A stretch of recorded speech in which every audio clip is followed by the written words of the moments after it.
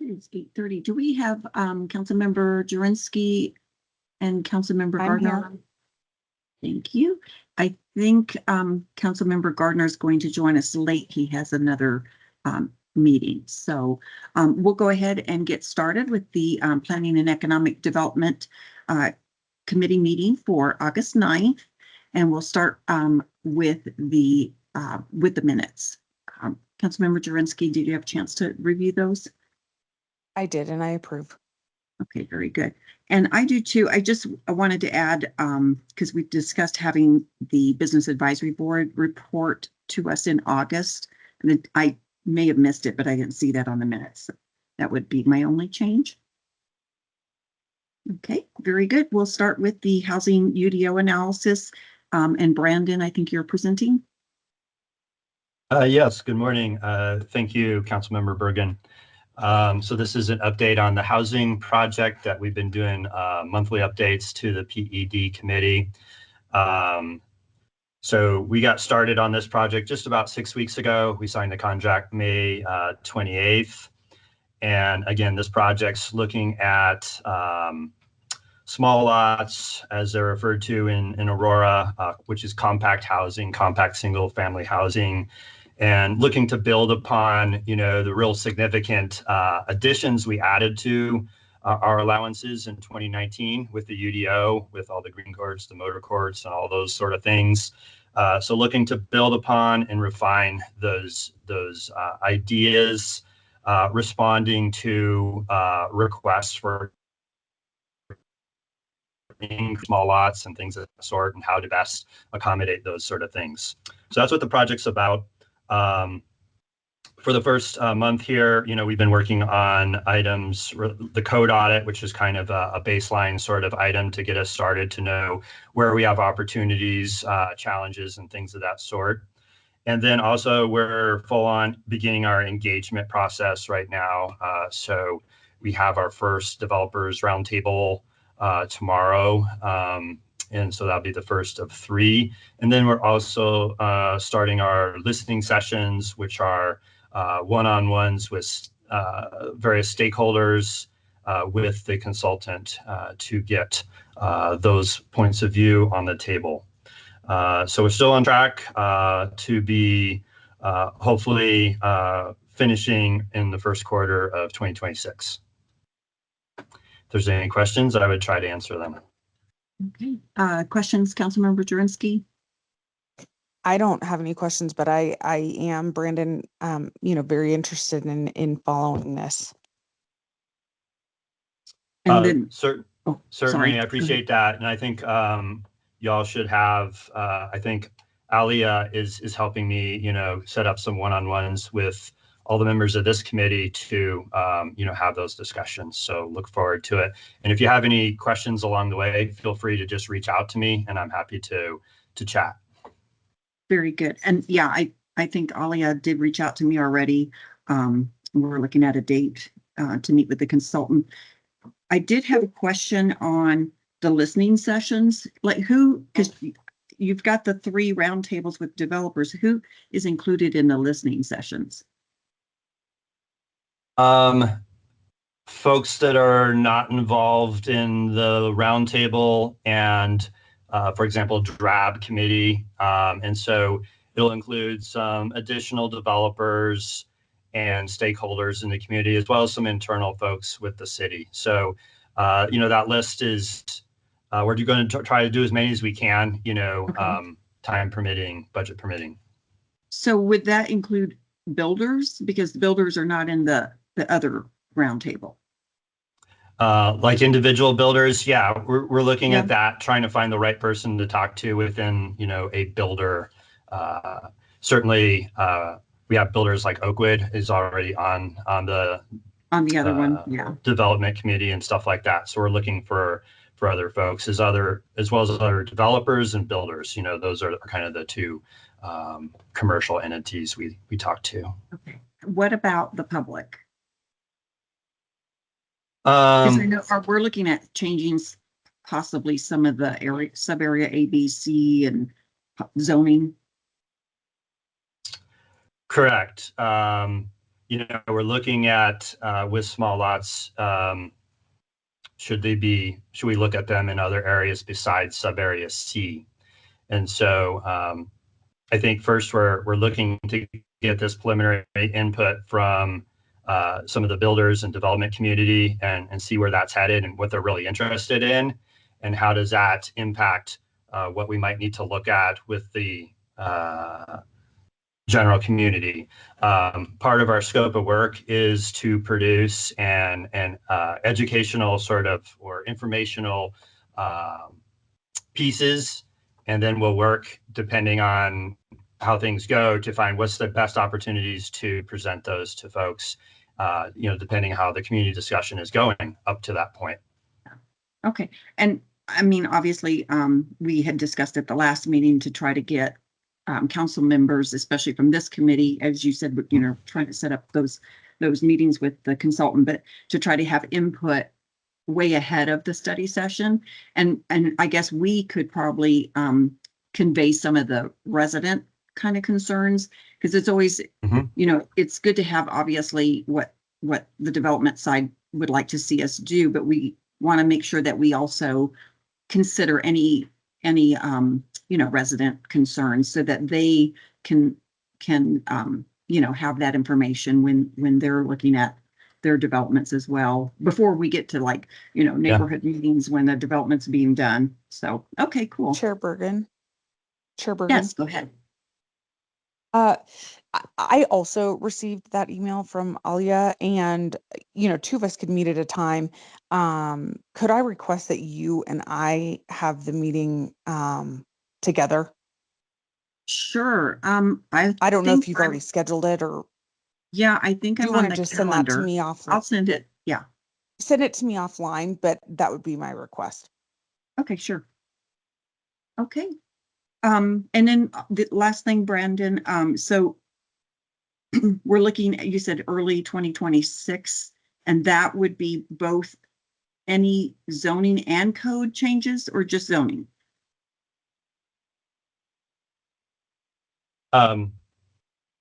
UDO requirements, and so those are more or less one and the same. So if you mean by zoning, looking at other sub areas and things of that sort, if we are contemplating those will be in that package. Okay. But then it's the parking, the ADU, all that is part of this, or is that going to be, that's separate, the parking part? This is I always looking, get confused between the two things that we're doing. yeah, we're looking at compact housing. So the only parking related would be, 1 or 2 spaces, garage, no garage, those sort of ideas as they relate to single family products. We're not going to explore the breadth of parking for multifamily and other items. Okay, cool. All right. Thank you very much, Brandon. Thank you. Councilmember Bergan?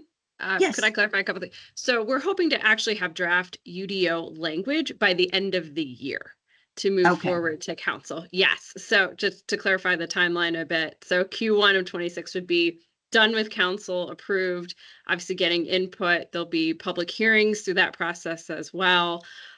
So that is essentially the timeline that we're looking at, with a lot of engagement touch points, as Brandon mentioned, up to that point.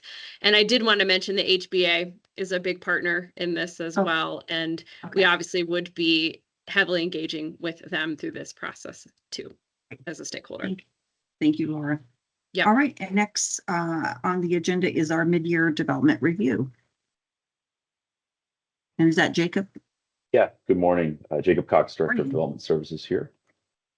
Let me find my presentation. Right. Everybody see that okay? Yes. Perfect. All right. Well, good morning. So this is our kind of semi-annual development review update for you all through the first 6 months of the year.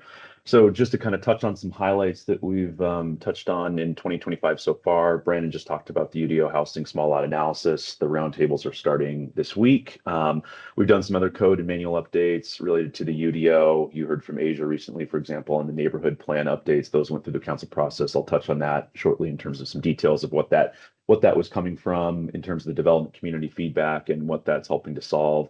We've done some updates over the last couple of years with the roadway manual, some storm drainage updates, traffic. PROS has an ongoing initiative as well. You heard from Brandon on the housing and small lot analysis, those roundtables. You've heard from Jeffrey Moore recently on the energy environment, the plugged well setback, and that development coordination. We've got a streamlined administrative decision documentation process that Janine has embarked on, and I think accommodated some consistency and some consolidation in that front. Improved culture of customer service and performance. And when we go through the metrics, you'll kind of see how that's paying dividends on our performance.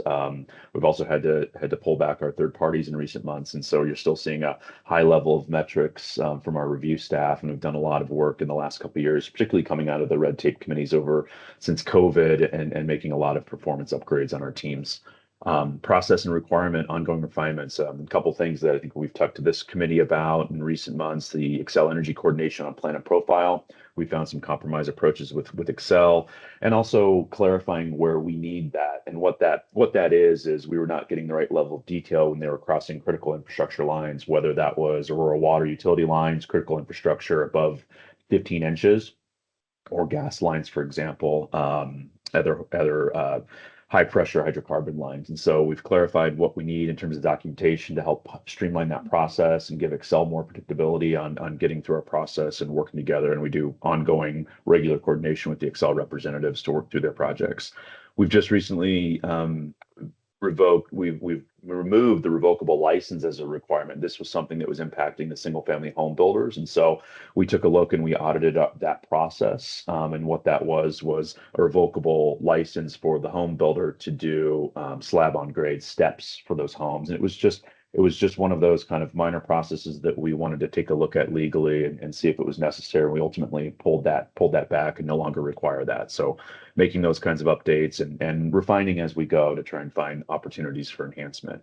I mentioned the neighborhood plan implementation. And so this was really stemming from over the last couple of years, we were doing infrastructure site plans, and that was a development application that would come in through planning for consolidated infrastructure ahead of civil plans. And so sometimes it would be associated with a development site plan for going vertical, but for the most part, it was for roads. And so one thing that we've talked about with our colleagues in planning was about utilizing something that existed in code, was the preliminary plat, and trying to consolidate that to do a more efficient process for particularly large single family developments like the Highlands, Windler, Painted Prairie, Prairie Point, things like that, where they're bringing in 50, 100, 200 lots and trying to find efficiencies around that development application on the lotting to get to a more efficient way to plat those, and also get to an efficient civil process. And so I think we've made some really good enhancements in that regard.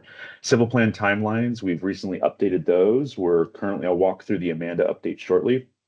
We're currently working through making some updates that's going to consolidate the timelines in our system, and that's going to really help out some predictability, I think, for the development community. And this is based on feedback we've received from developers over the years, particularly on those large sets. It's a pretty consistent process for smaller sets, but for the Northeast area, for the 470 corridor, where we're getting really large sets of drawings, this is going to really pay dividends, I think, on more predictability, more transparency around how long it takes to get some of those approved, and having a more efficient process in terms of that culture of trying to go from start to finish in a more efficient, predictable manner, and not languishing into 5-6 reviews. We really want to get those done in 2 to 3 reviews. And when they come in for what we call the signature set, which is essentially on the development application, it's the Mylar stage where they're signing documents for city staff to do the final approvals. We want that to be a predictable path forward. That's a lot of feedback we heard from developers. And I will touch on the Amanda progress in detail here shortly. Some ongoing initiatives as we continue in 2025. As I mentioned, one of the initiatives, the PROS manual, that's being updated. We're looking at the cash in lieu for developers in terms of what they pay for that land dedication cash in lieu, and also some of the requirements around the PROS manual. The neighborhood plan implementation, that is now through the code process. Council did approve that. And we have pilots now ongoing. We started some pilots before that to make sure we could kind of understand, and we're working through some of the kinks that we found in terms of the process. We've got some questions about, where does the landscape need to be reviewed, for example. Traditionally, that's part of the development application site plan process, and so we're kind of taking a look at, does it make more sense to review that in conjunction with civil plans, the final plat documents. So we're working with developers. We've got some of our active development communities that are working with us on enhancing and auditing that process. Plan and profile, the Excel energy coordination. I think this is pretty well resolved in terms of coming to the solution with Excel on how to process those plan sets efficiently. The affordable housing, Prop 123. That's something that we're prepared for in terms of getting through the process on that 90-day clock, and that's each prong of the process. So we've got kind of three major development processes that you go through to build something in Aurora, and it's the development application, which typically includes the subdivision plat, the civil plans, which are roads, water lines, all the civil related infrastructure before you go vertical, and then the building plan process. And so we feel that we're going to easily be able to accommodate the Prop 123 once we start getting applications, and that's something that we're working closely with our colleagues between Aurora Water, Development Services on the civil and the building front, our planning and pros.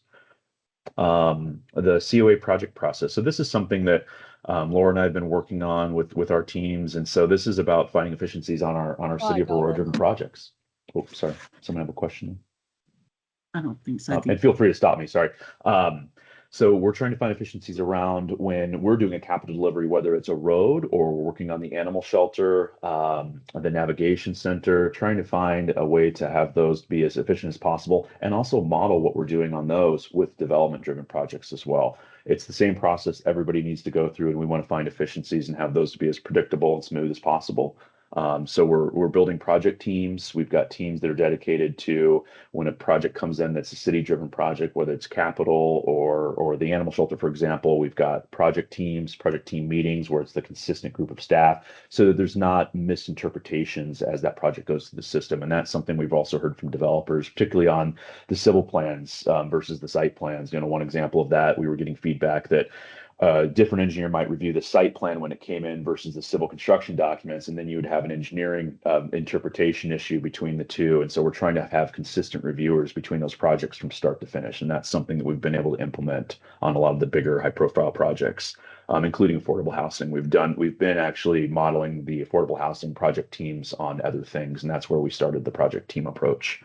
And the collaborative partnership. This is something that we really talk about with the development community a lot. We see ourselves as a partner in these projects, and that's something that's probably a lot different from other jurisdictional entities that they work in, that it takes us to also be engaged and to help them get that project over the finish line. Yes, we have rules and code and regulations they need to go through, but we make ourselves very available. I think we've got a great reputation for being available to meet the developers, in terms of their needs and concerns and working through issues. These are complex projects, and development is very challenging. And so I think we do a good job. Our team is very available to meet developers, work through issues. We do regular touch base, and we really see ourselves as a partnership. And that's a cultural shift that we're also making as we work through some of these issues. Quality intake, and this has been an area of focus. I've talked about this on this committee before. One issue that we were seeing, particularly on the civil front, was lack of quality in the door. And so it made it really hard for us to get plans approved efficiently if we weren't getting a quality submittal from the start. And so we've really done a lot of work to put together checklists to say, these are the items we need to get you through our process efficiently. These are the rules and regulations based on the context of what you're trying to build, whether it's a site plan, a civil construction document. Obviously, we've got the IBC from the building code standpoint. And so it was a little bit more challenging, in my opinion, on the civils. And so we've got that to a really good place. Now we're getting much better quality, and we're getting projects through the system much more efficiently than we were in the past. And the team's done a great job working on that and working with our partners in the development community, with the civil engineers that are submitting documents. Rounds review, reducing late comments. This is an ongoing area of focus. There's always going to be those comments that kind of come up that maybe we missed, but we're really trying to minimize those and have those high level reviews at the start of the project and not happening as a surprise later in the project. This is something we've heard from developers over the years. And so supervisors checking with their staff that are reviewing those documents, whether it's a site plan or a civil plan at the beginning, raising their hand, going over those issues so we can have the bulk of the comments happening at the first and second review and then trickling those down so we can get that project through the process and completed. They should not be going up in comments as we get through the process if nothing's changed. If the developers change the design, that might add some more comments, and that's something that we work through and Jacob, we can I talked a ask little. a question? Sorry. Yeah. Sorry, on because I'm trying to Please write my questions down for the end, but on the reviews, obviously, like you said, we hear this a lot on the problems it causes in terms of delay of projects when we get the late comment or a late review, and obviously time is money. So when you said a supervisor will review, so if somebody is I don't know, let's just say it's traffic or something, and traffic puts in a late comment that the developer thought was already all good, are you saying a supervisor, before it gets actually submitted as another comment, that the supervisor makes sure it is really necessary? Yes, we are. Yes, two answers to the question. So the first one, yes, that is also what we're doing. So if there is a comment that we caught, that is being vetted through the supervisors and the managers before we send that out, because we don't want to unduly impact a project and delay a project. But if it's a major issue where Aurora Water, for example, says, hey, we've got this line is missized and we really need this to be corrected. So one thing that we've done in the past is swap out those sheets at the end, get the correction, really work collaboratively, kind of push pause on the review, get it fixed, get it back in so we could sign those. That's been one element. But the other angle to that is also that we weren't seeing, I think years ago when we were kind of going into the COVID era and red tape, what we were seeing is that a lot of the supervisor reviews weren't happening until the end, which was a mistake and not a good way to do that. That was causing a lot of confusion, a lot of late comments where the reviewers were doing their job, getting through, and then we were supposed to sign drawings, and all of a sudden maybe the supervisor would jump in and find some things. And so we're doing that on the front end now. And so, but yes, Councilman Bergan, to your point, we're also, if there's something that is found, whether it's a traffic issue, a zoning issue, or a utility issue, we are running that up the chain, making sure that it's a viable comment, making sure that it's something we need, and also calling the developer, because sometimes the developer didn't know. And so we're making sure that we're being really transparent with not only these consulting engineers submitting these documents, but calling their clients and explaining what happened. Okay, great. Thank you. Yeah. So I think I talked through a little bit the code updates, civil timeline implementation. So I mentioned that. So transparency and predictability. This is something we vetted those timelines through not only our staff, but the development community on JTF, DRAB, the folks that help kind of advise us on some of the updates that we're making. And this was all about, we had about 15 different timelines in our civil plans in the system. I think our handbook only showed 5 or 6, and then needed to reach out to staff. This is over the last 5 to 10 years. And so what we've done is we've gone into our system, we've actually pulled those out and said, we're consolidating everything down to 6. And so what we were seeing is that we had a lot up to 89 sheets that were really transparent in our handbook. And so we've opened that up. So anything, up to 350 sheets and above is now shown. You know what the timeline is going to be. Developers can plan on that. That was a question we were getting where they said, oh, I didn't realize my civil set was 150 pages. I was just looking at the handbook and it showed me 89. And so we're being really transparent with that. We've also consolidated that. And so it's going to be a much more efficient process to get through that civil plan process. And you'll see some of the numbers here shortly. And so we've been piloting these over the last almost year now on some of the ARTA projects. We've done it on some of the bigger projects, the neighborhood plan examples that I mentioned. We've used the new timelines and they've worked really well in terms of finding a better concurrency and a better rhythm with getting projects done in a more predictable time frame. Milestone notifications. So this is something that we're talking to the development community about. We're running into some issues on some of the bigger projects where developers haven't, the contractors or the developers haven't ordered their streetlights, for example, and it's a 6 to 9 month delay to get those streetlights installed. So we're running into issues where we're getting asked to issue COs and temporary certificates of occupancy, and the ponds aren't certified, the streetlights haven't been ordered. That's putting us in a challenging position from a code standpoint. So we're working with the development community on that. We've talked to the home builders, we've talked to some of our regular developers, and so we're just trying to get ahead of those items to make sure that we're reminding them. And we're going to implement some milestone notifications inside of our business process system as well to remind the contractor that, hey, you're calling for that final inspection. We noticed that you still haven't certified that pond, and that's a process to go through with Aurora Water to get that pond finalized. So more of a heads up. They should know about these things. We try and tell folks early and often all the things they need to do to get projects occupied and finished, because we do not want to have to withhold a CO. That's not something that we want to do, particularly in the housing crisis we find ourselves in. So just trying to get ahead of some of those updates. I will jump through the Amanda updates real quick. So this is a very exciting development. This was very timely for this week. So July 19th, we were going live with one of the bigger sprints. This is also the 48th sprint. And so the sprint is the project schedule that the Amanda team has been working on.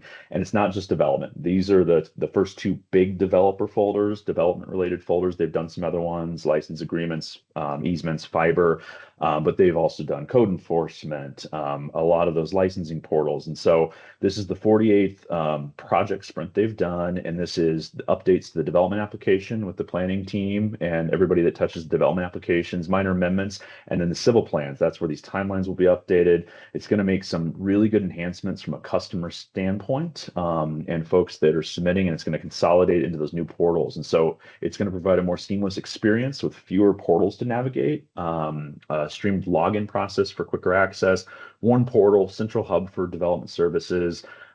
We've been working really hard, so I want to thank the team that's been working on this under Taylor Bird's leadership on the program management side, our friends in IT, Aurora Water, every department involved in development has been involved in this. And we sent communication recently to 10,000 users.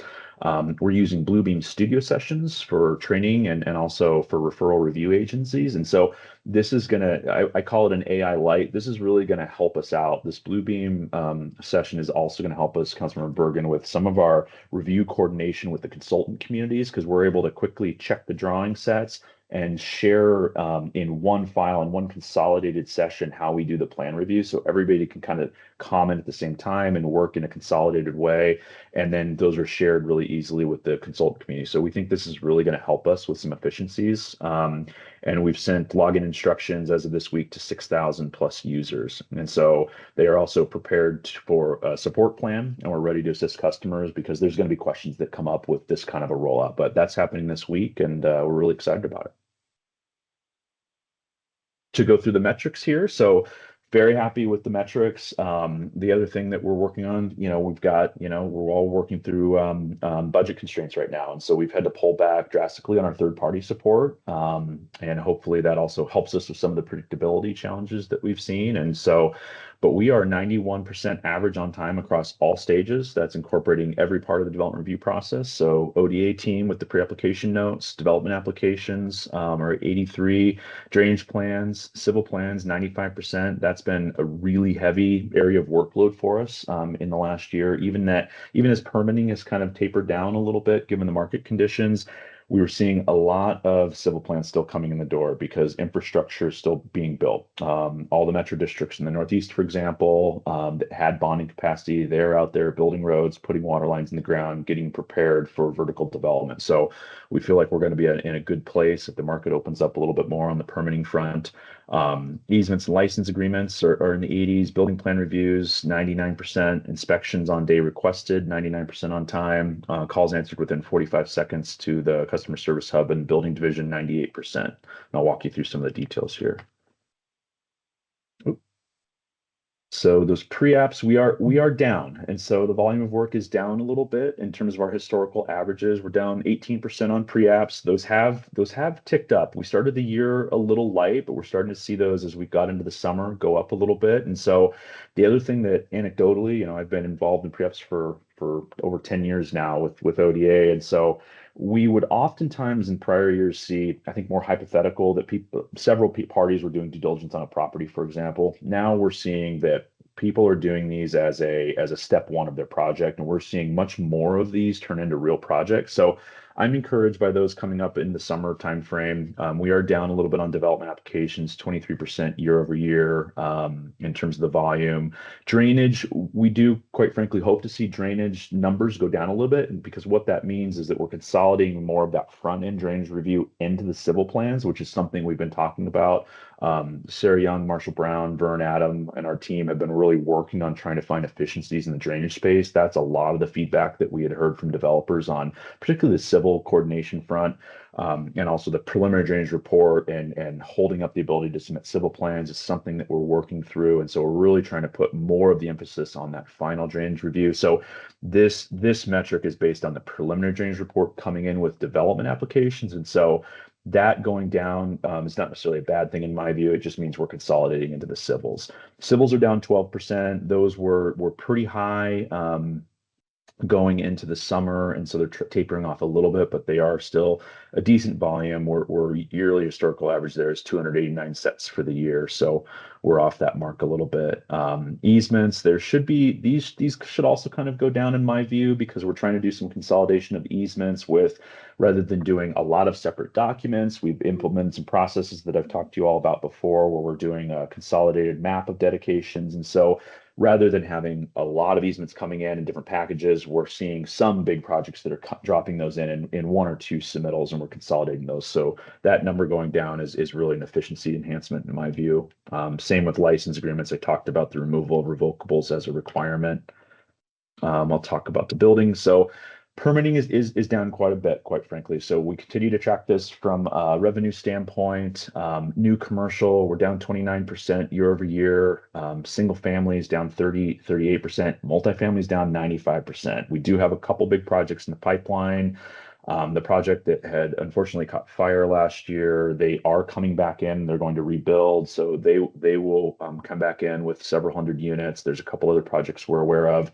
There are some big commercial projects in the pipeline, so I do anticipate that number to buffer out a little bit as we get towards the end of the year. But we're tracking this, for the most part, we're not too far off the mark on the renovations of existing buildings. That is quite frankly the bulk of our fund revenue for cost recovery and the development review fund. So that's only off 5.5%, but it's still down. And so overall, we're down 9.2% on permits issued for the year so far, down 12% on plan sets completed. We're 15% down on building code inspections and kind of a similar number on PI civil related inspections. But the numbers are still high. The phone calls to the call center year to date, 32,000 phone calls in, 98% metric there. We've done 57,000 inspections so far this year. So we're still very busy.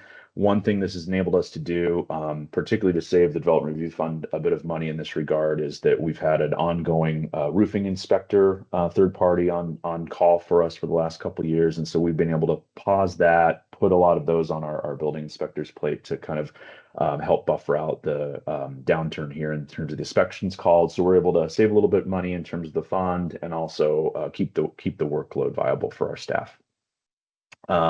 Just in terms of reminder of our focus of performance. So this is kind of our mantra from the development review standpoint. So management, leadership oversight, the culture of customer service, as I mentioned, process improvement and technology. We're constantly looking at opportunities for enhancements in terms of our process, listening to developer feedback, working through issues and trying to figure out where we can implement better technological solutions, process documentation, teaching, training, and then customer service and customer feedback, get projects approved while meeting the city's codes and regulations. That's our mission in terms of predictability and performance. We do these. So these are just some examples of, this is Jason Batcher talking to our development review team with Janine, Laura, and I, and the leadership team. We do these regularly. We have kind of all staff check-ins where we meet in council chambers and talk about major issues. We do kind of some smaller team meetings between divisions. We do the teams that are involved in pre-application meetings. We do these big in-person workshops where we work through issues and just build the team dynamic. We're doing these in person. We're making sure that we're getting together. We're making sure that the leadership team's communicating through the staff. And so that was one area where we were getting feedback where folks thought they would maybe get an answer from a management representative, but maybe it didn't get down to the staff level. So we're having those conversations, making sure that we're touching base with all levels of the staff, and these have, I think, really been helpful in terms of our customer service and our culture. And I know that I buzzed through that with a lot of information, so I'll stop there and take any questions. There's a lot of information. Thank you. Councilmember Jurinsky, do you have any questions or comments? Yeah, thank you. Brandon, you know, when I first got elected and was on this council, my very first year, I was the chair of the PED committee, and in that year, we also did a red tape roundup committee. I know former council member Zavonik was on it, Councilmember Bergan was on it. There were several of us on it, and your presentation today really just says a lot of the same, Brandon. I'm sorry, Jacob, and I'm not trying to come down on you or single you out in this, because you are an entire team. You know, it is my opinion, in speaking with several developers, that there is a common denominator that is a problem in the development operations, but you know, that is up to Laura to figure that out. But these are the things that we talked about 3 years ago. Streamlining the process, not going more than 2 or 3 rounds of reviews and comments.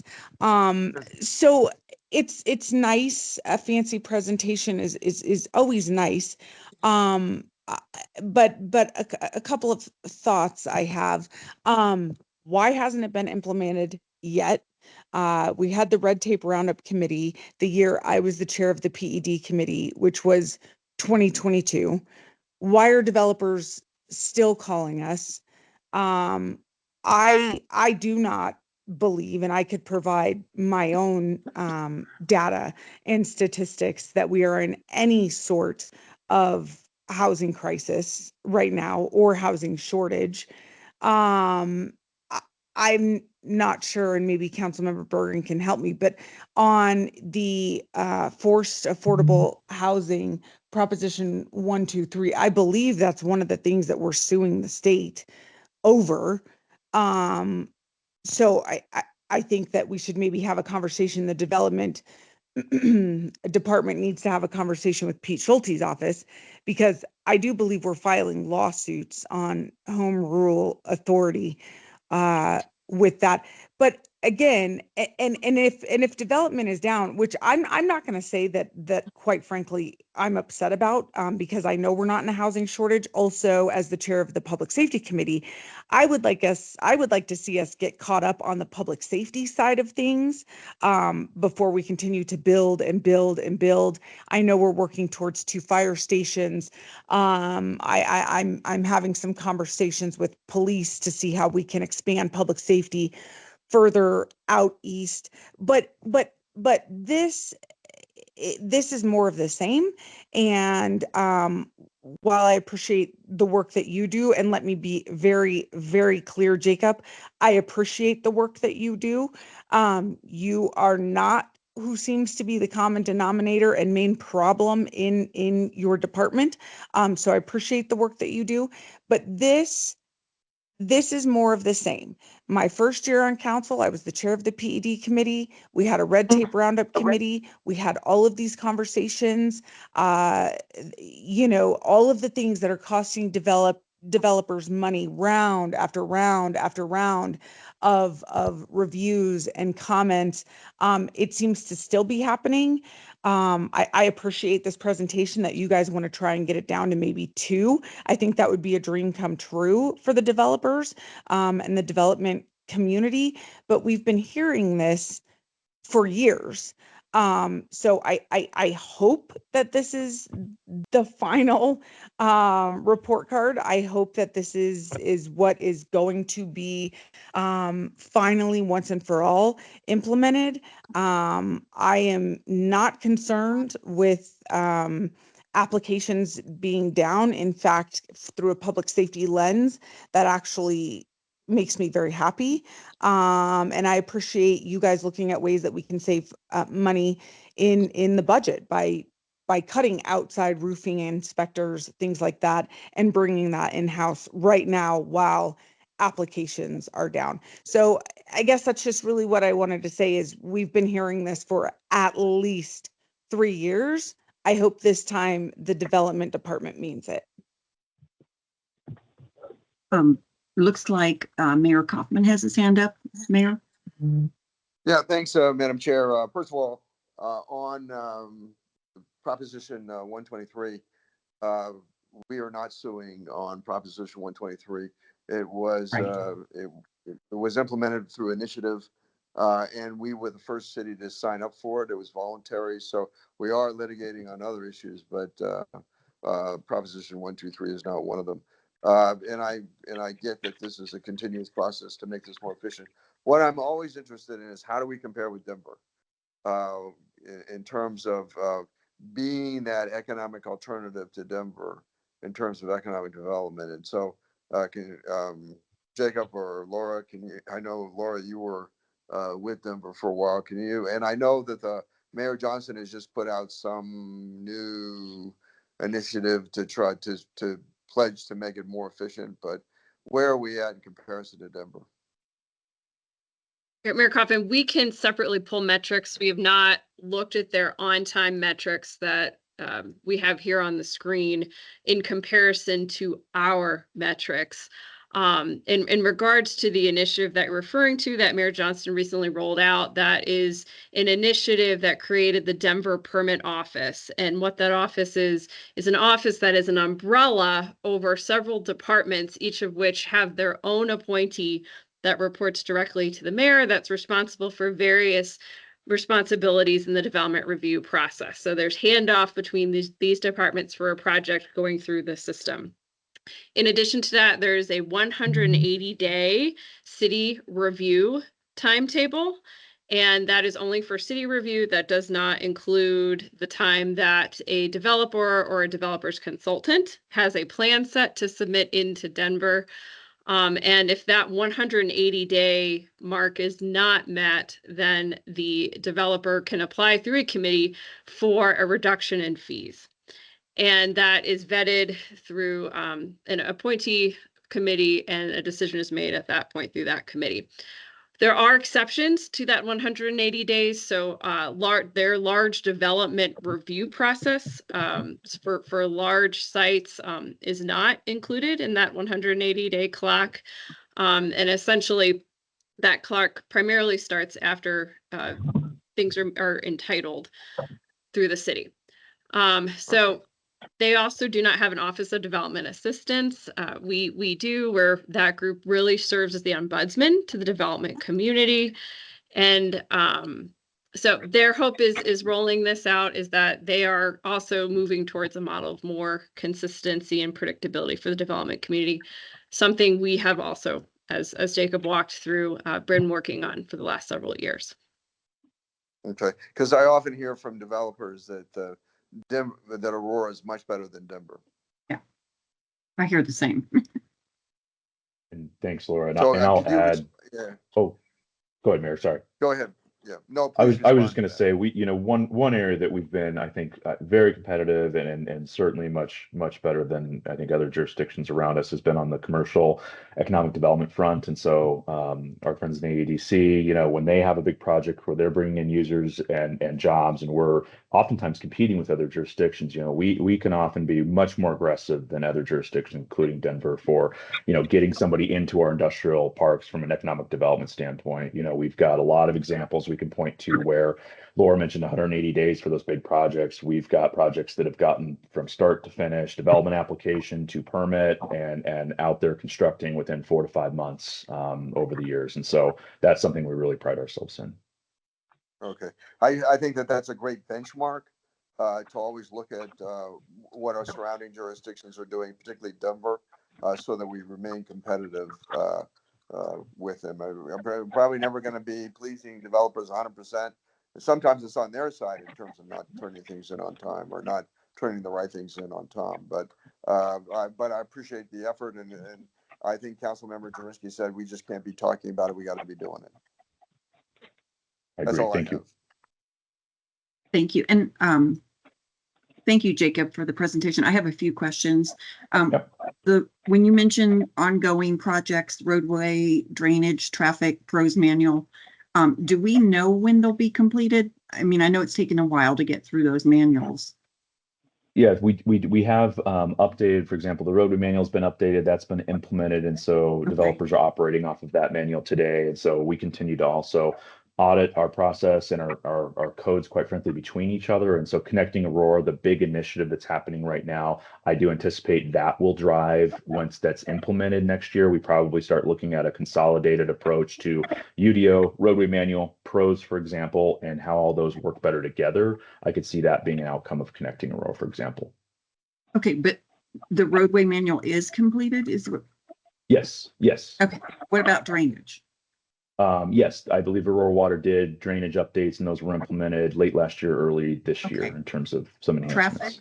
Traffic, Yes, and then the pros manual, it's still not 100% that's ongoing, done. Laura, I believe, for pros. Correct. There were some contracting delays, so that will be kicking off this summer.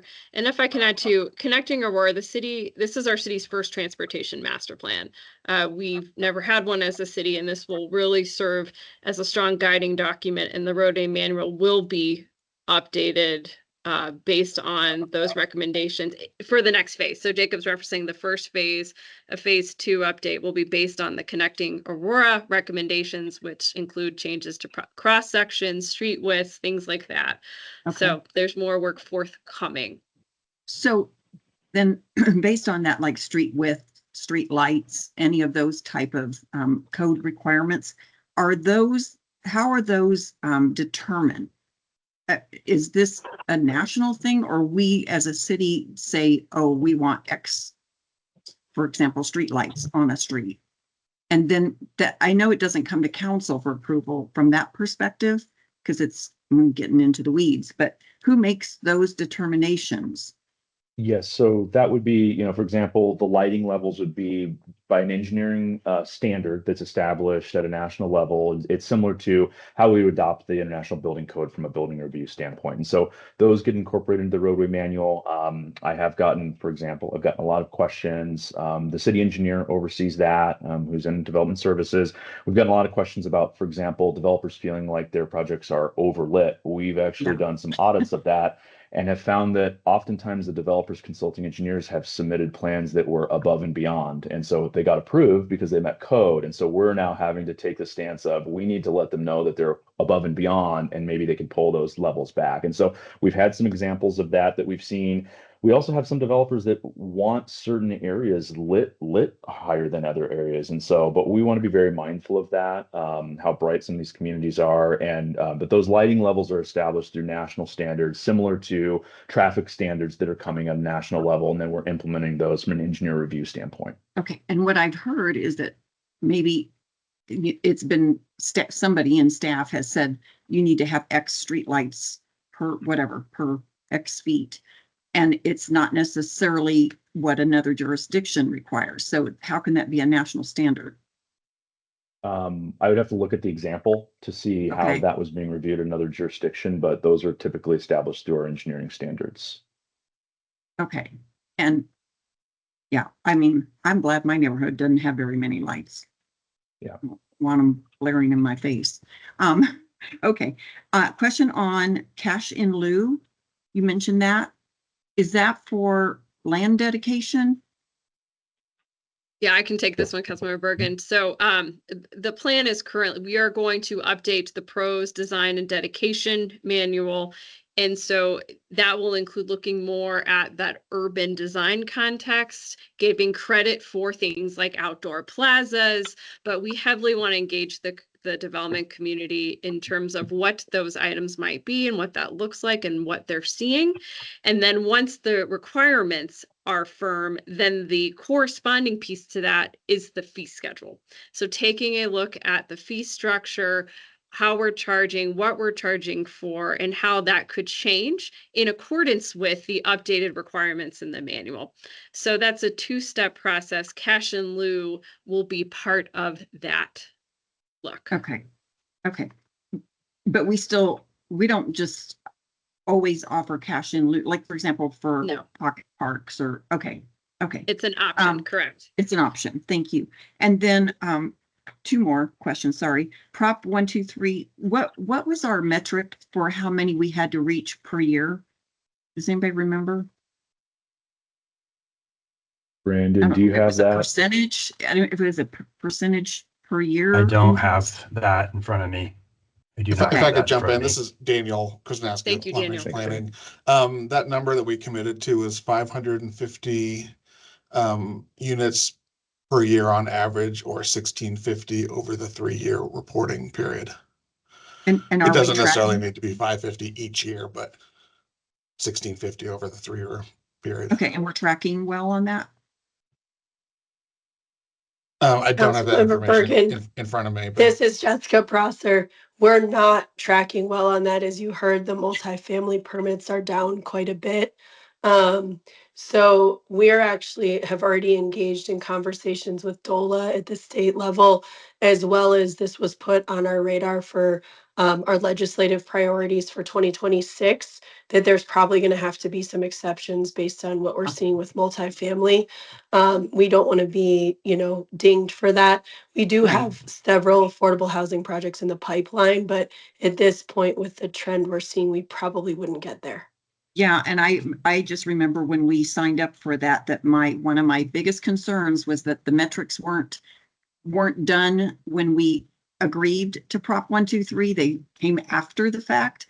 And so, it just seemed like, I don't know, like, let's just come up with a number, how it was determined. And I always had a concern about what happens when we don't meet that metric. And well, I don't know who came up with that, but so does that mean we just don't get monies? Because I think the deal was if you signed up for Prop 123, you would get some monies, right? Right. So it would not, we have to renew every couple of years anyway, Okay. but it wouldn't allow us to have the incentives, not just for the city, but also for developers developing in Aurora. It unlocks that ability for them. And so I can cut back to you all with specific numbers of where we are for this year with units. Like I said, it's not that nothing's happening. There's quite a few in the pipeline. But I can get you the number of units specifically where we think we're going to be at for 2025 and what we were for 2024. Great. Thank you, Jessica. And I think, you're right in terms of we really need to talk to the legislators next year about amending their numbers, because obviously the economy and so forth should be a factor in that metric. And then my last question is on the on-time metrics. So Jacob, are those are our metrics? Yes, those are our review metrics. Our review metrics. And then do we do surveys to the development community on our performance? And then do you know what the participation rate is on when we send that out? I can get you an answer on that one. I would say it's not high. As you know, I use the anecdote of, sometimes folks that want to complain about a restaurant maybe didn't have the best experience. And so, I think for the most part, folks that are working with us don't necessarily respond to those surveys because they're meeting with staff weekly. But we can get you some updates on the metrics and the numbers. Those go out regularly, and they're associated with pre-application meetings. We've got some regular touch points that we collect those on. Okay, very good. Thank you. And I think, Mayor, did you have your hand up again? Mayor? Chair Bergan, can I say something? Sorry. Yeah, go ahead. Oh, sorry. Oh, is he ready? Mayor, are you ready? Oh, yeah. Yeah. Let me go real quick here. Jessica, isn't it? It's negotiating with DOLA, right? That they set up what the baseline is on 123. Yeah, we propose numbers based on our trends and percentages. So there was a whole sort of formula that we filled out, and so it would be adjusting that formula. Okay. Okay, okay, thanks. Councilmember Jurinsky. Thank you. Yeah, I think that's great, Jessica. If we can go back to them and get that adjusted, obviously that number should be lowered, possibly significantly. But I also, if we are going to look at a side-by-side comparison of us and Denver, Denver doesn't have much more room to develop. I think that what is slowly creeping up on us is Douglas County.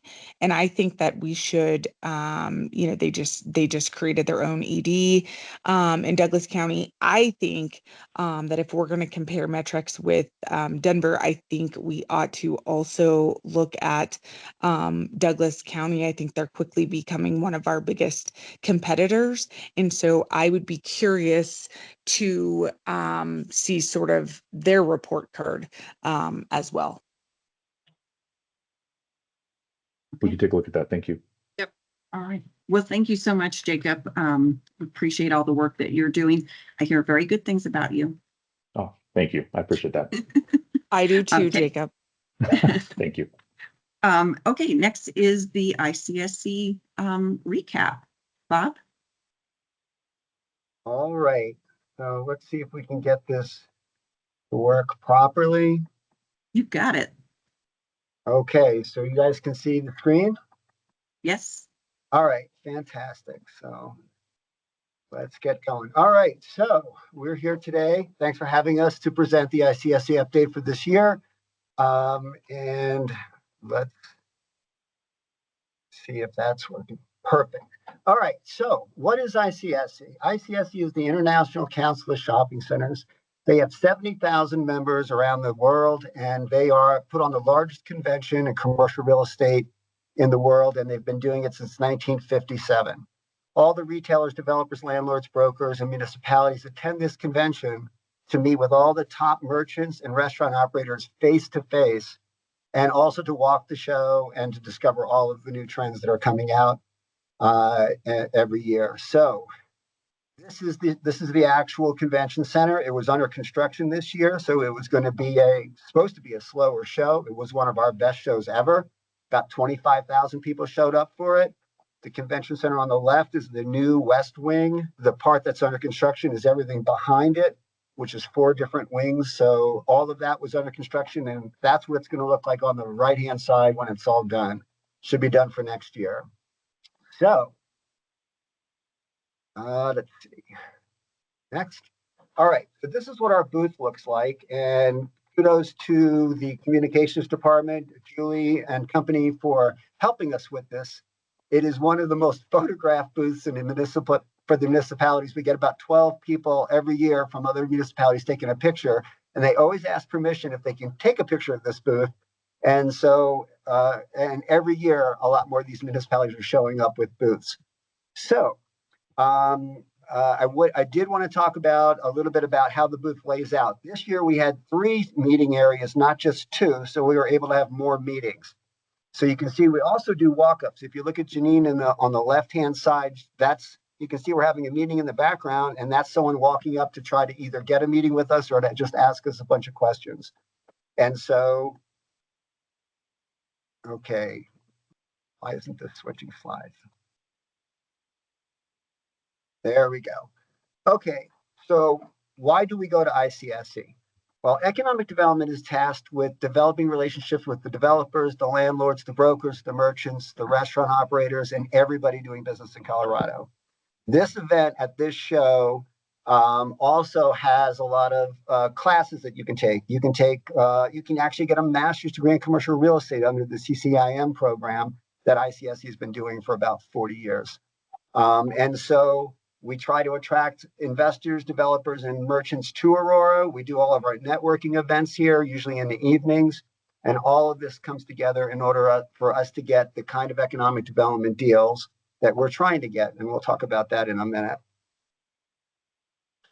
Okay, so how did it work out? There's about 45 meeting slots in a day and a half. If you have meetings every half an hour and they start at like 8 in the morning.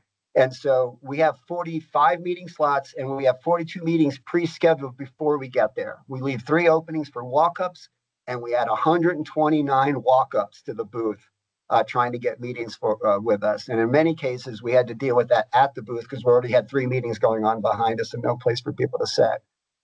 We actually got 114 updated contacts, and that's very important because this industry churns over about 5% every year. So some of the people we met with last year aren't at the same companies, and we need to get all their updated information to stay in contact with them. So that's pretty much everything that's going on at the booth. And these are some of the people we met with. It's Sunny. And I'm calling from my home number. I don't ever use this number. Can everybody mute themselves if they're not presenting? Thank you. That person might be on a phone, might not be able to mute. Okay, anyway, so these are some of the folks that we meet with when we go to ICSC. DLC are the people that own Cornerstar. Grosby Group is one of the bigger brokers in the area and represents some of the bigger players. And they also put on the Colorado Party, which is the largest event for everyone that comes from Colorado. And we actually sponsor that event. And then there's a number of these other players that are local players and national players that we meet with. And we try to connect some dots. So we actually connected Yogurtland with the DLC people at the show. And they've already contacted each other and they're trying to set up a deal at their center. So those are the kind of people we meet with. We also meet with some of the national developers. AMCAP are the folks that own Gardens on Havana. They have some very good news about a new tenant coming in. We can't talk about it just yet because it's not signed, but it'll be a pretty big deal if they get that one done. So those are the folks that we meet with, and here's some of the results.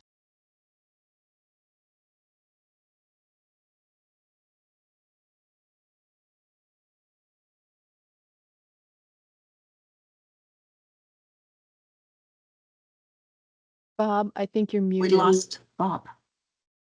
Bob, can you turn your microphone back on?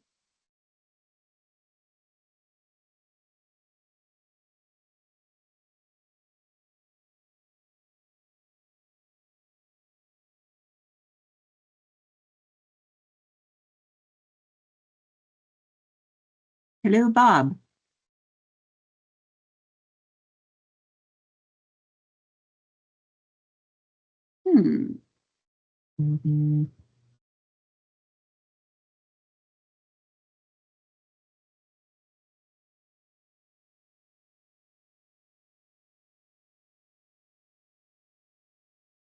Do we know what's happening with Bob's microphone?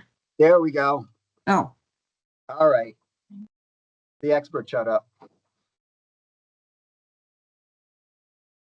Okay, that's it, right? Wait a minute.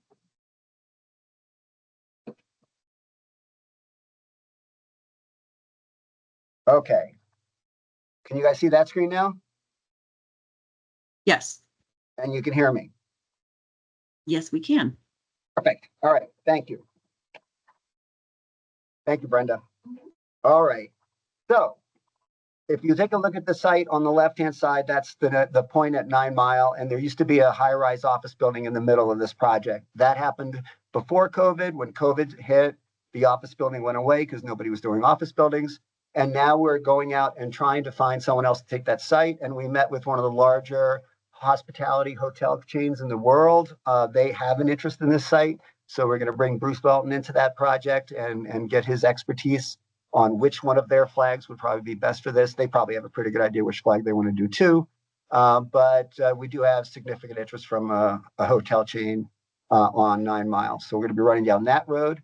If you look to your right, you're going to see one of the what we call value add centers that we're talking to qualified investors about. We are identifying more and more of those centers in Aurora. We've got at least 10 of them identified now.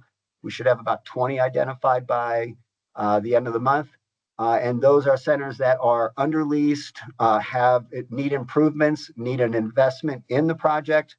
and it's the number one question we get asked by investors at ICSC is show us value add centers that we can buy, renovate, and bring in some new tenants. So it's going to be centers very similar to the one you see out there on the right. And there's always these new ideas popping up every year. And this is an idea that we saw finally come to a full-blown concept. We heard about this about 3 years ago when people were talking about dogs being part of the family and they wanted to have some sort of a place where they can socialize with other dog owners. So there were a couple of restaurants that were running around that said, we allow dogs at our restaurant. And that didn't really take off as big as we thought it would. But these folks came back 3 years later with the actual Barkley Dog Park and Social Club. This is a very large facility. And if you take a close look at what they're building there, they're building a restaurant, an event center, pickleball courts, and 3 different activity areas or agility courses for the dogs you see on the lower right-hand side. There's a pond for them to run in and out of. There's outside seating for the restaurant so you can watch your dogs. There's 3 separate dog areas, depending on what kind of dog you have. They have a whole bunch of these rufferees. By the way, they have cute names for everybody that works there, like rufferee instead of referee. And they basically, when you bring your dog in, they sit with the dog for a while and try to figure out whether the dog has any aggressive tendencies. And there's 3 different areas that could go in. Smaller dogs go in one area, the large dogs go in another area. But if the dogs are too aggressive, they're really not going to be allowed out into the areas until they have some training. They do the training there. They also have veterinary services. They have a huge, like Petco, but it's not Petco. It's their own concept on site at the event center. You can see people are watching an event happening up on the stage. And all of this can actually go on about 2 to 3 acres, depending on how it gets laid out. They could also take a indoor facility like an old Bed Bath & Beyond or something like that and do an indoor version of it. It won't look like this one, but it's a new idea. It sounds like they've got it all figured out, and they're out looking for sites right now. They asked if our Parks Department might be interested in giving up some of their land. We said, why don't you get one of these open first, and we'll talk to you about whether or not we're going to give up any parkland for you guys. But I don't think that's something we're going to be doing. Anyway, that's one of the concepts that we were pretty excited about. Another one of the concepts was this, an Asian Pacific shopping center concept where the entire shopping center is all players from the Asian Pacific area. Now, I've seen one of these in Texas. There's one outside of Houston. You see them normally near port areas like LA, Houston, maybe Miami. And these folks are actually anchored by H Mart, which is, we already have an H Mart here. It also turns out that they know our market very well. So they were actually quoting to us what our market was all about and why they want to be here. The customers that shop at these shopping centers, 50% of them have some version of Asian descendants. So it could be 2nd, 3rd generation, and they have an affinity towards their ancestry. But 50% of them are actually Americans that have no background in Asian concepts or ancestry. And they just enjoy shopping at them. And the place that I went to in Houston, you couldn't even get in a parking lot. You had to wait for someone to pull out of the parking lot to get a spot. It was packed. A very fascinating concept. And they've got 2 locations that they're looking for. And we're trying to help them out with that. So very exciting concepts, new concepts coming out. And we do want to talk about kind of how this has worked out for us in the past. ICSC is by far the most important event we go to every year. It's part of our retail strategy. And this is where the Piccadilly and 56th Kroger deal or the King Super deal started 3 years ago. It took us 3 years to get through that project. And we finally signed that one this spring. And now they're underway. The restaurant program started at ICSC 7 years ago. And we've gotten 2 rounds of ICSC, 2 rounds of restaurant program deals done through ICSC. And the latest one we just opened is the Peruvian charboiled chicken concept. And so that wraps up the restaurant program. We're all done. That was the funding from that came from COVID era stuff. And so we don't have any more funding for that, but we're looking for other ways to do that. So that's pretty much the ICSC update. That's everything that happened. And we had a very good event. We had more meetings and more walk-ups than we've ever had before. So we call that a success. So questions? All right. Thank you, Bob. And I just want to say, I have Stephanie Hancock was texting me. She wants, I don't know, either the dog park social club or the Asian Pacific Shopping Center concept in her ward. Okay, we'll work on that. Mark that down. Questions, Councilmember Jurinsky, Nothing from me. Mayor Kaufman? Yeah, a question on the Asian concept. Don't we somewhat have a version of that on Mississippi and Peoria on the northeast corner? There's kind of an Asian grocery store and then a bunch of different Asian restaurants around that. Yeah, we actually have a number of kind of these miniature strip centers that are all Asian concepts. We have one that has 14 units in it, and 9 of them are Asian restaurants, which we found amazing because they didn't have the parking for it, yet they all did very well. That's on Havana. And so they knew them all. They knew all of our concepts. They knew all of our shopping centers. They actually are affiliated with someone who's working up in the Northeast from Texas. Croswell, I think is his last name. So he's doing some development up in the northeast of Aurora. He's friends with them from Texas and he's representing them. And so he already knows the area. They've already been up here looking around. And they do see those projects, but this is a much larger project. Imagine something as big as Southland's downtown being all Asian concepts. That's a lifestyle center. It's not a strip, but yeah, there could be as many as 40, 50 different players in this project.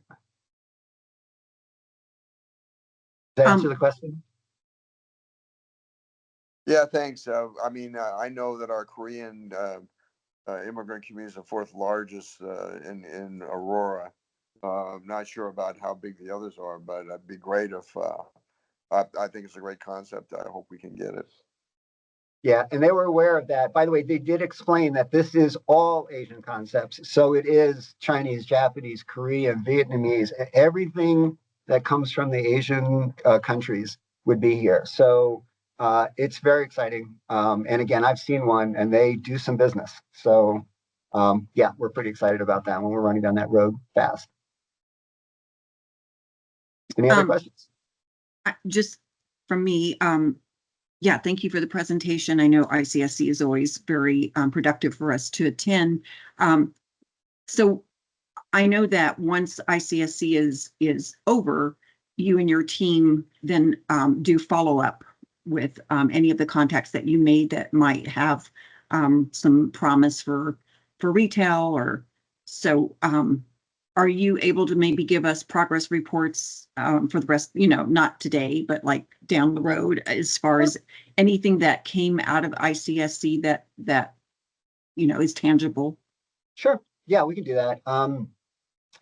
Yeah, so we've already followed up with everybody we met with at ICSC and basically said, let's continue the conversation. And so that's the kind of stuff that's happening right now. Yeah, we can give you updates. We're doing the sales report next quarter. I mean, next PED.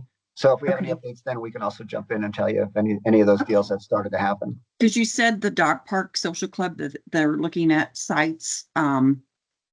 So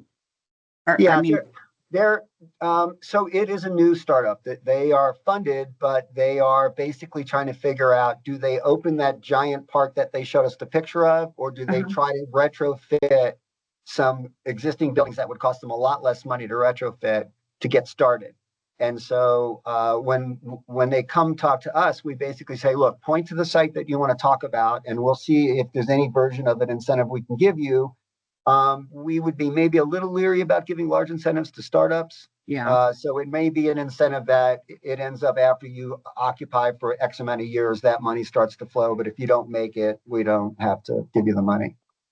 Okay. And I know it's kind of tight. Like you mentioned earlier, we don't have the ARPA dollars anymore for certain type of incentives. And I know I've talked to Janine and you about kind of part 2 of the retail strategy in terms of now we're moving towards, we set the strategy, now we're moving towards more tactical, how do we, once we've identified in that previous strategy, like what are the vacant spaces and everything. Now we're looking at, how can we make those connections? How can we make something happen within all the wards? Right. And as much as we're still working on the retail strategy, that part we're already doing. So we're already calling shopping center owners, making sure that we understand their vacancy rates. And at the end of that conversation, asking the question, was there any chance that you'd be interested in selling this center? That's a delicate conversation. We can't just call and say, hey, do you want to sell your center? Because that's what the brokers make that phone call every day. And so we're trying to basically talk to them first about their center, understand if they have the money to do a renovation. And if they don't, we want to introduce them to partners and or people that would buy their center and renovate it. So we've got at least 20 of those identified right now. We're running the numbers on them to see whether there's enough sort of upside for there to ever be an incentive on those. So if there's only 2 vacancies and it's only going to get filled with 2 players, there might not be a lot of money in sales tax to be able to incentivize them. But if they got 7 vacancies and they're going to turn 3 of their non-sales tax producers into sales tax producers, they might be a decent amount of money to help with the renovation. So great. Thank you, Bob. Chair, appreciate it. Chair Bergan. And yes, go ahead. Thank you. Bob, what do we do here at home to, I know, having follow-up conversations with the retailers that are at ICSC, but what do we do here at home? Because, Don Provost, in my opinion, seems to be one of the biggest retail developers possibly in this state. And I know that he had wanted to go to ICSC. I'm not sure why that didn't work out, that he didn't get to go. I'd never heard back or heard why. But what are we doing to have these conversations to bring? I know that we have a lot of existing spaces, and we need to, we have 2 issues here. We need to try and fill those spaces. But when we look at specifically like Ward 2 and out east, we really have got to attract some grocery stores out there. And it seems like the commercial developers that are out in that area aren't being included in some of these conversations, and they may be able to offer their own incentives to some of these retailers, Kroger, Sprouts, maybe a Trader Joe's if we're lucky. I don't know. But why is there this gap that we're not including our own commercial retail developers in the conversations with these retailers? We would love to include them. We call them, and that particular gentleman we call every year for a meeting. He doesn't return our calls, but I do know who he is. He is a player. He knows what he's doing. So he probably doesn't understand that anybody within the city really understands what he does. He may not have dealt with us in the past. I have not run into him since I've been here, but we do call him every year, ask if he wants to give us his brochures that we can hand him out. We do hand out most of the brochures for the other developers up in that area. But I think he's very focused on what he does. And he's good at what he does. He was the original Southlands owner. Yeah. Right. And so he knows his business. And so it's quite possible that he doesn't really need us until he needs an incentive. So what we normally say is to these folks is, look, if you're busy and you don't have time to give us a call back, we're here for you. And if you ever run into anyone that needs an incentive, please give us a call. That doesn't mean we have an incentive for them, but when you jangle an incentive, you have a tendency to get a call back. I can actually add on to well, let me just finish my thought real quick, because I think there's a miscommunication there. I think there's some sort of gap, and I think that Councilmember Bergan and I can potentially bridge that gap, because I think what had happened was he was only invited just a few days before ICSC, but I do know that him and potentially some others, they do want to get involved, and they do want to have a seat at the table. And like I said, it doesn't just have to be the city offering incentives. If we bring in our own developers, ICSC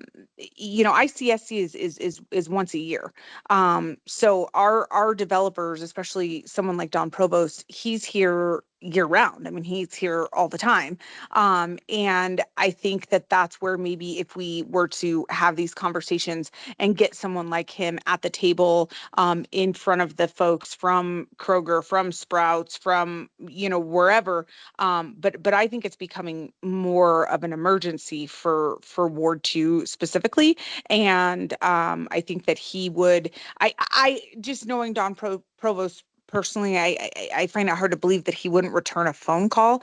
This guy is out every day building, so maybe there is some sort of communication gap. But I think that if we could get him at a table, with the executives from some of these larger chains, I think not only would we have an opportunity to offer some incentives, but I think that I think knowing him as a person, I think that he would as well. And I think that we could get this city moving forward a lot faster in retail if we were to bring our own developers into the conversation and make sure that they are included in ICSC. And if there is any communication, if he's not returning your calls or his assistant isn't, I'm not sure who you're calling.